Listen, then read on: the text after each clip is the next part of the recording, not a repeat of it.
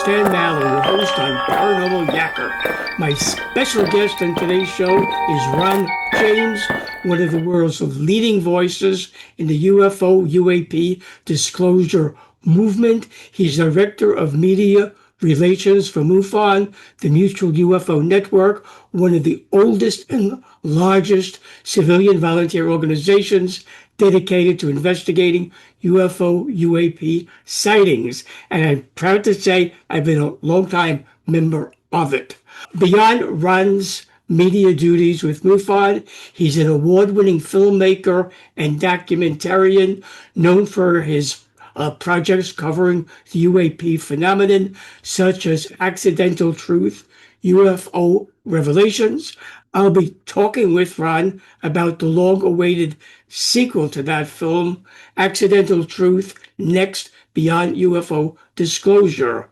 Ron has directed it. It's narrated by Matthew Modine, featuring actor Thomas Jane, with music by Halloween's Alan Horworth.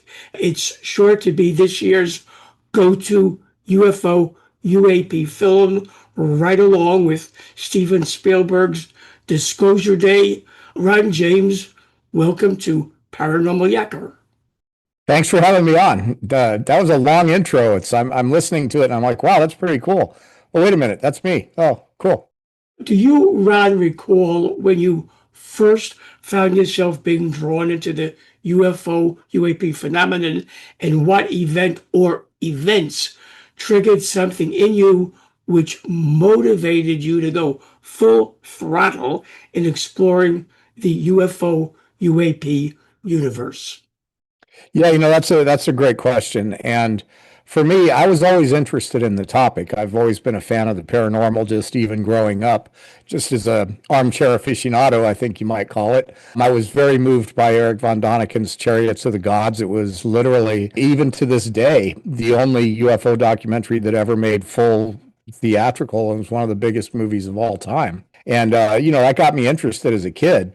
And then years later, I owned a video production company. I was living in Sedona. I had already made a decision that I was going to tackle topics such as the nature of reality and life after death and the UFO topic. And that's why I was in Sedona. I had a studio there and I was interviewing people and making films. And I met Stephen Bassett from Paradigm Research Group. He came through town, and I think this was around 2006. And I interviewed him. He was speaking at a local conference. And when he found out that I owned a video production company and I could do live streaming and run crews and that kind of thing, he hired me to produce his X conferences. So I think it was 2007 or 2008, went to my first X conference, and all of a sudden, all of the people that I had watched on television for my whole life, I'm surrounded by them. I mean, I look, oh, there's Nick Pope. Oh, there's George Norrie. There's George Knapp. There's Stanton Friedman. And it was just like all of a sudden I was hanging out with these guys that I've known for a long time and respect. And getting to know them,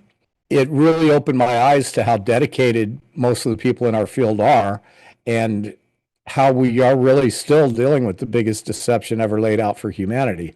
And those two things just kind of motivated me to get involved and to see what I could do as a filmmaker and as a investigator to move the ball toward the truth.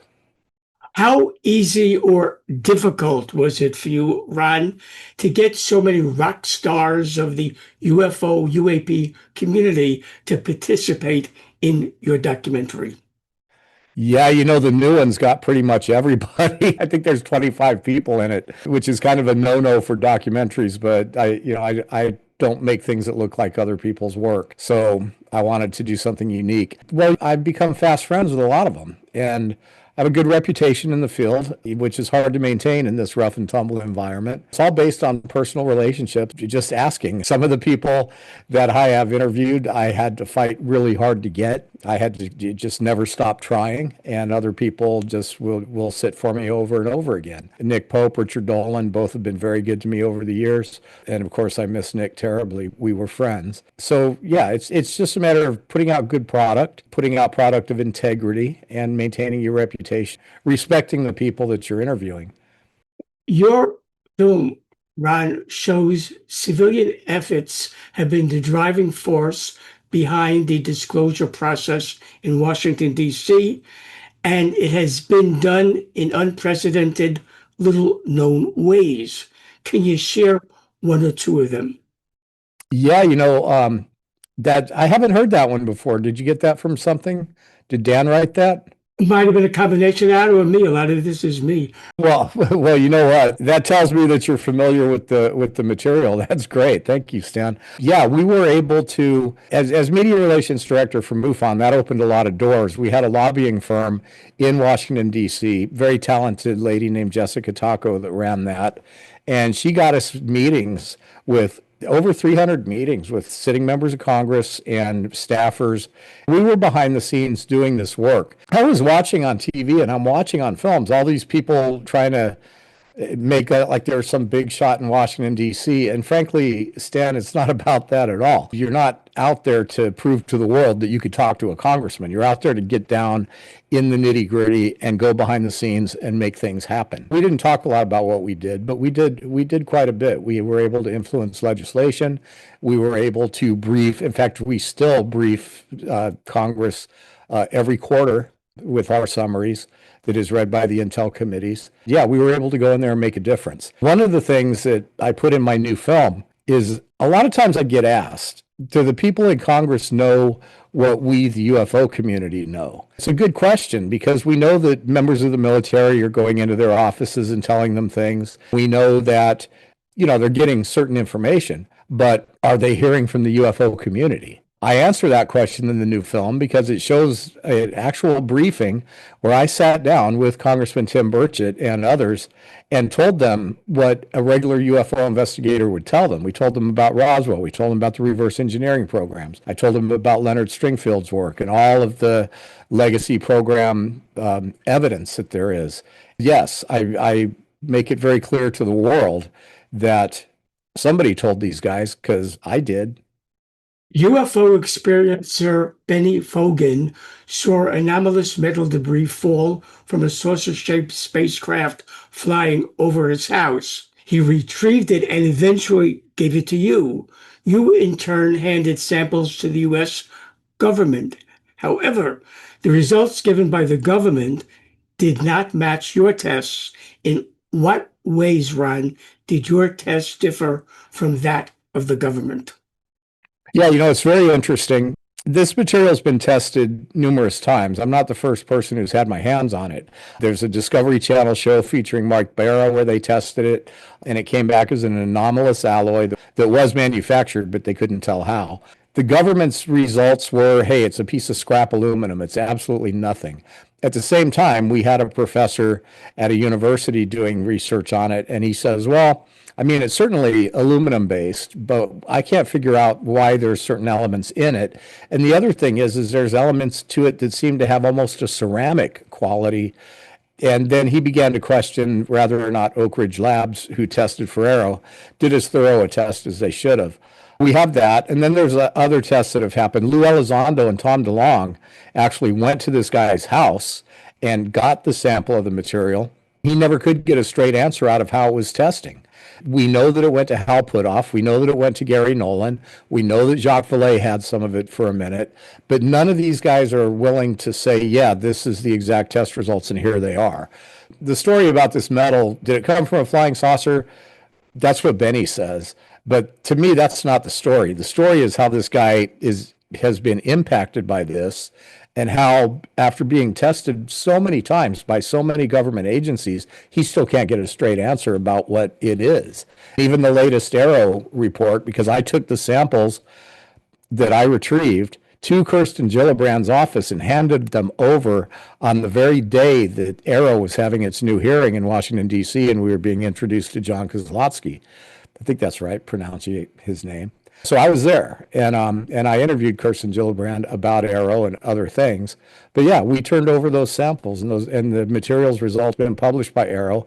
I'm the one that gave it to them. You, Ron, say the phenomenon of non-human intelligence is simply a gateway to revelations so profound that we must rethink the entire nature of our existence. What are your reasons for saying that? Well, that we outline a lot of them in the film. But the fact of the matter is that there is no nuts and bolts explanation to this. Materialist science cannot explain what's going on. The idea that consciousness is fundamental has still not gained universal scientific acceptance, but we're getting closer. And once you accept that consciousness is fundamental, meaning that everything else springs forth from consciousness, consciousness is the only active force. Everything else is an illusion that comes from that. Once you accept that consciousness is fundamental, and you accept that perhaps we are spiritual beings who have chosen to create a simulation in which we can have a human experience, and there's a case for that as well through spiritual teachings and science. Once you realize those two things are true, then you realize that anything is possible within this simulation matrix, whatever you want to call it. I know people have a hard time for that. I try to make it a little easier to absorb in the movie, but it is what it is. Then you realize that, hey, we came here. Perhaps our biggest mission is to puzzle our way back out and figure out what's going on with this reality and who and what we truly are. All of these things are giving us these clues of, hey, here's something that is absolutely impossible based on everything you believe, but it's happening right in front of your eyes. We have to take a whole new pathway toward interpreting this, figuring out what questions we even need to ask. We make that point several times in the film, is that we're not even asking the right questions because we don't know what they are. We don't have the vocabulary to describe what we're seeing. Our perception and our understanding of space and time and physical reality are completely juvenile at best. When we look at all these different beings that are interacting with humanity, are they aliens? Are they living inside the earth and they've been here a long time, right alongside us? Or do they travel through time? Are they interdimensional? I think the answer is all of the above because we're living in a universe and a realm that is teeming with life of all kinds. They're even starting to recognize that perhaps plasma has a life force of its own, and that some of what we're seeing when we summon these UFOs are these plasma beings. All of it points to, you guys don't know anything, us. We know nothing about our reality. And that's what the new movie's about. It's like, okay, we can accept that we're being interacted with by a non-human intelligence. Let's just take that one. But what does it mean? More importantly, what's next for humanity? So it opens up a whole new can of worms that we're just now starting to talk about. What, Ron, was your reaction to the Pentagon's May 8 release of 162 UFO UAP files? A lot of people are hailing this as some giant step towards disclosure. I don't buy it. I mean, am I the only one in the room saying the emperor has no clothes? It was laughable. Some of that material has already been public for years and years, Freedom of Information Act requests. The big thing that people talk about is, oh, there's 3 lights in the sky over the moon, and there's a note from NASA that it might be a physical object. And people are acting like that's some kind of new information, but we've had that image for years. And MUFON's own Mark D'Antonio debunked that image, and I think it was The Proof Is Out There, as just lens aberrations in the camera. There was no object, according to our analysis. That little star-shaped image that was on video has been debunked as being obviously a flare on a parachute that's creating a certain type of lens flare. Completely debunked. As you go through the information, it's either already out there, it's questionable at best. To me, it's almost like they just brought in a whole other person who knows nothing about the topic and gave him some stuff to play with. It's an insult to anybody who knows about the field. When President Trump shows up at the podium with pictures from Roswell, that's when I'll be impressed. Right now, I'm not impressed with any of it. I know that you, Ron, MUFON, and the entire UFO UAP community are pleased with what has transpired thus far regarding full disclosure by government regarding them revealing the truth to their citizens about alien beings who have and still do visit our planet. A lot more disclosure is needed. And it's your belief what has happened to date is part of an ongoing process. That ongoing process term is often described within the research community as controlled disclosure. What, Ron, is controlled disclosure? Yeah, that's a little bit to unpack there. So I think I'm the one that wrote that press release. I'm trying to be nice here because MUFON has to take an official stand. And MUFON's official stand is, hey, great start, keep going, basically. But from a personal standpoint, yeah, I'm rolling my eyes. To me, controlled disclosure is it started the modern era of it started in 2017 when Lou Elizondo came forth with the tapes that Christopher Mellon had gotten out of the Pentagon, and it reignited the entire conversation. Ralph Blumenthal's article, everything we talked about in Accidental Truth One, that ignited the discussion again. But what people don't know, unless they're a UFO historian or a researcher, is that we got this exact same performance back in the 60s and the late 50s. We had General Samford come forward and say, there's things in the sky that they're not our technology. We can't explain them. We had Don Kehoe, who had a military background and was involved in these programs, coming forward, laying out everything we're hearing today, only we heard it 60 years ago. And if you review that history, and I think in the first Accidental Truth movie, we review that history. And that movie you can see for free, by the way, on YouTube. So I encourage people to check it out because it tells this story. What we've seen since 2017 is a repeat performance of the same thing. It's like they hired the same screenwriter and all he did was change the names. It's so similar. And what people don't know is that in the 60s and 70s, UFOs were huge. We had the Travis Walton thing. We had books, tons of books, dozens, if not hundreds of books about it, TV shows, documentaries, sightings were happening all over the place. So the topic was just as big then as it is now. And then it kind of died down for a minute. And then here we are today. Everybody that has stepped forward, I believe, is working toward a controlled disclosure. And what that means is, how do we admit to the public that there's non-human intelligence around us without having to take responsibility for all the terrible things we've done over the years to keep it a secret?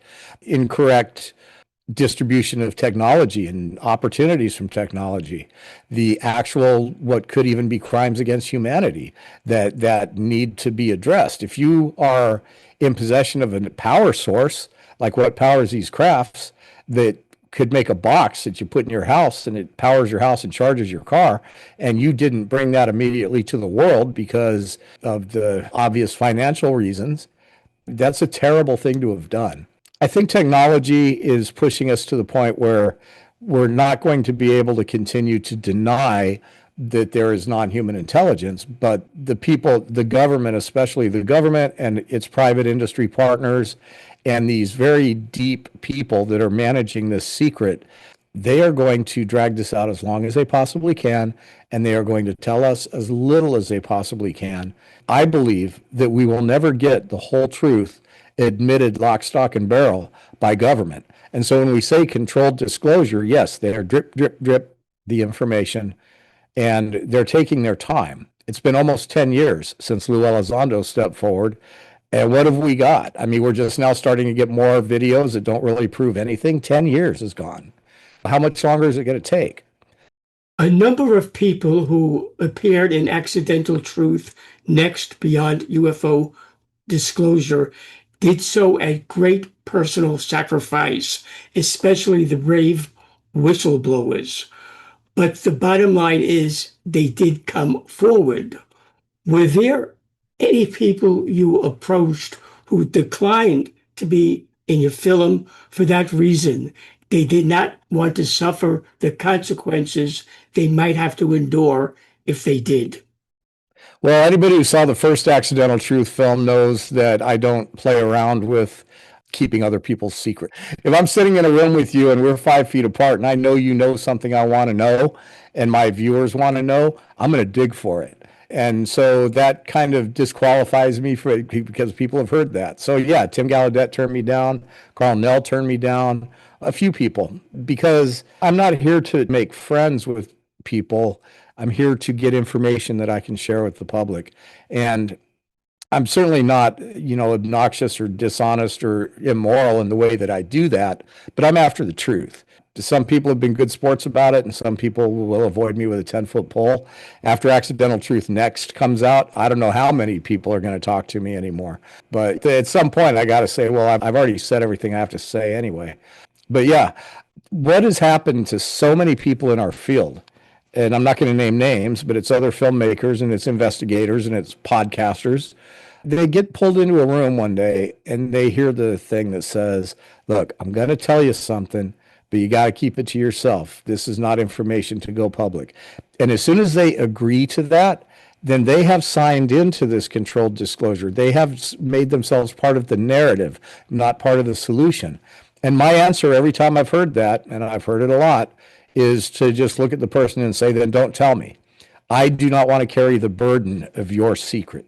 Okay, if you have to walk around holding this information inside yourself, that's your own inner battle. I'm not going to have that inner battle going on in my life. So if you don't want it in my next film, don't tell me. And so many people have made that bargain, including members of Congress. You can talk about that if you want. Right ahead, sure. Well, if you look back at the very beginning of this, and let me caveat this with the people that are in Congress that are truly making noise about this topic, they do really care. And especially back in the beginning, they were very gung-ho to get to the truth. And now they've had 10 years to realize what a difficult task that's going to be. But if we look back at a case study, Marco Rubio, okay, before the very first hearings, which came shortly after the 2017 release of information, we had Moultrie and Bray from the Defense Intelligence Agencies from the Defense Department testifying that they know nothing about nothing. Marco Rubio is very loud. He's going to get to the bottom of this stuff. And right after those hearings, he went into a closed session and he came out and he largely quit talking about it. Then when he was in Age of Disclosure and he was interviewed about that, he kind of laughed it off and said, yeah, well, that was some creative editing and, they're just trying to make money off a movie. And I did not know these things. These are just things I was told. He basically threw his whole appearance in the movie. In my opinion, he threw himself under the bus, or he threw the movie under the bus. But so something happened in that room, Stan. Something happened in that closed session that convinced Marco Rubio to keep his mouth shut and to quit talking about it. I have this theory that it's a lot easier to get somebody to keep a secret if they believe the secret needs to be kept than it is to get them to keep a secret because you threatened them. So what I think is happening, what I've seen happen, is that over the years now, and it's been years, people like Tim Burchett and people like Luna and even Eric Burleson, they've been able to get their clearances. And now when a person who's running a program goes into their offices or into a skiff, if necessary, that they now have the clearance to hear the story. And the more they've gotten their clearances, the less they're sharing with the public. If you think about it, just analyze the things they're saying now. Now they're saying things like, well, yeah, we went into a closed session and we were told some stuff that was terrifying. Yeah, but what was it? Oh, well, we can't tell you. So now the same people that were fighting for the truth are helping to keep the secret. And the things that they're revealing to the public are getting more and more cryptic. And this is a result of them being read into things that they understand on some level that we shouldn't be disseminating to the public. If you think about it and you analyze the things that are being said from then till now, you will see this pattern unfold. I'm not making it up. It's very clear. From your worldwide contacts within the UFO UAP community, both within and out of governments, would you, Ron, venture to give a ballpark figure as to when full disclosure will take place, and what are the odds of our space brothers and sisters making themselves known to us in full force before the government reveals their existence to us? Well, I think that you mentioned something very interesting. If these beings are as technologically advanced as they are, then it would stand to reason that they really are the ones in control of what's being disclosed. The idea that the government has the final say, probably not accurate. But I think that humanity's at a breaking point. We have to make collective decisions right now for our own outcome to be positive. We are at the point where we can destroy ourselves in minutes and we're at the point where we're not getting along, and we're in a very precarious position. The world is being run by, in my opinion, a lot of people who don't place the proper value on human life. And we have AI coming. We're at a point where we've got to make some decisions collectively, and we've got to turn this big ship in a better direction. And I think that's why the government is probably being pushed to reveal stuff. But when we say the government, there's many, many, many layers. It's like an onion. The people that are really managing this information, the people that decided it needed to be kept from the public back in the 40s and late 30s when MJ-12 or some similar group was started, we'll never know who they are, and we'll never know what they know. And I don't think they will ever tell us everything there is to know that they know. But the existence of non-human intelligence, we're at the point where that pretty much needs to be revealed because it's revealing itself. It's not so much happening in the halls of Congress as it is happening to everyday people all over the planet that are having encounters that they can't explain. The encounters have so much consistency across demographics and cultures that they can't be ignored either. By any chance, Ron, is there a project on the burners that will be the next after your current next? And if that's the case, could you share it with my audience? Or at this point in the development stage of the project, it's for your eyes only? Yeah, I don't even know what that looks like yet. We raised so many questions in Accidental Truth Next that people are going to be people watch this movie. Have you seen it? Oh, absolutely. And I loved it. I mean, yeah, I could tell by some of your questions. A lot of guys get me on and they haven't even seen the trailer. I'm like, why are we here? No, incredible. What'd you think of it? I think it was incredible. And when I said about you and Disclosure Day with Spielberg, you're going to be the two biggies of the year. It was incredible. And like I said, how you amassed so many of the who's who in the UFO UAP community together to come out and to talk. It was great. I loved it. Oh, that's fantastic. It's good to hear. I'm nervous, frankly, because, I worked on it for 2 years and I hope people like it. I really do. I took a lot of chances as a filmmaker in making it. A documentary shouldn't have 25 people in it, but it does. The journey that the film takes you on, it starts very nuts and bolts in Washington, D.C. and ends up on the fringes of reality. And some people have said, that should be 2 movies. And I'm like, maybe, but it's the story of one journey. And so wherever the journey takes me next is what will be next. As things unfold, it's shifting from a need to prove that there's a non-human intelligence in our midst and to prove that there's life in the universe. That's going to unfold by itself. I don't need to prove that anymore. It's going to be so self-evident to everybody soon enough, if it's not already. The next thing is, where do we take humanity once we understand all this stuff? And to me, that's a far more interesting subject than trying to figure out if they're little green men from Zeta Reticuli or whatever. They're probably all of those things. But what does it mean to us? And more importantly, what does it mean to you, the viewer, the everyday person who doesn't even care about this topic except watching Ancient Aliens on Wednesdays? After next is figuring out what's next after what's next. And I would hope that I would be next in you telling me about it when it comes out so I could have you as a guest. Oh, absolutely. How, Ron, can viewers of Paranormal Yakker avail themselves of Accidental Truth Next beyond UFO Disclosure? Well, thanks for asking, Stan. So first off, if they haven't seen the first Accidental Truth movie, it's still out there. You can get it on Amazon and Apple TV and those places. But there's also tons of places where you can watch it for free. YouTube movies and TV, if you want to watch it for free and you don't mind commercials, go watch it there. I get paid a little bit, not much, but I'm not complaining that people can see it for free. I'm glad they can. So watch the first Accidental Truth movie. And then Accidental Truth Next comes out on Amazon, Apple TV, and YouTube movies and TV. It's going to be for rent for a while. I got to refill the financial coffers so I can make the next movie. So I hope nobody minds that and they'll support it. It'll be on those 3 platforms. You can keep up at accidentaltruthnext.com. Yeah, Prime Video, YouTube movies, Apple TV. It comes out on June 2nd to the whole world. And we're having the opening, the premiere on June 1st at Contact in the Desert. So if you happen to be at that event, you can come and see the movie for free. I'm petrified of that too. It's like you put a lot of time and energy and love into something, and you take a lot of creative risk, and then you just don't know how it's going to fall. So I made as close to the movie I wanted to make as I could. It wasn't until the very end when I was like, I finally got it. 2 years, finally got it. So yeah, that was very exciting, and I'm excited for it to come out. And of course, there's Matthew Modine narrating again. There's Thomas Jane, who has amazing things to say. The special surprise is Alan Howarth and his music.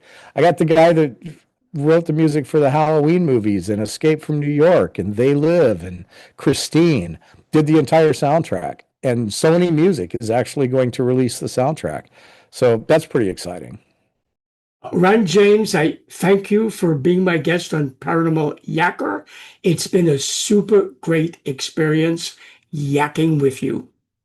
I really appreciate it. And as you can see, I have a tendency to yak. So probably a good match. Absolutely. It's great. So I thank you so much for being a guest. I really appreciate you having me on. And as the film comes out and Disclosure Day comes out, if you need anybody to check in with, let me know. I'm always available. Perfect. Thank you. Hi, everyone. This is Stan Mallow, the Paranormal Yakker. I hope you enjoyed the interview you just watched. So that you don't miss any upcoming shows, be sure to subscribe to my free YouTube channel. To do that, just press the subscribe button on your screen.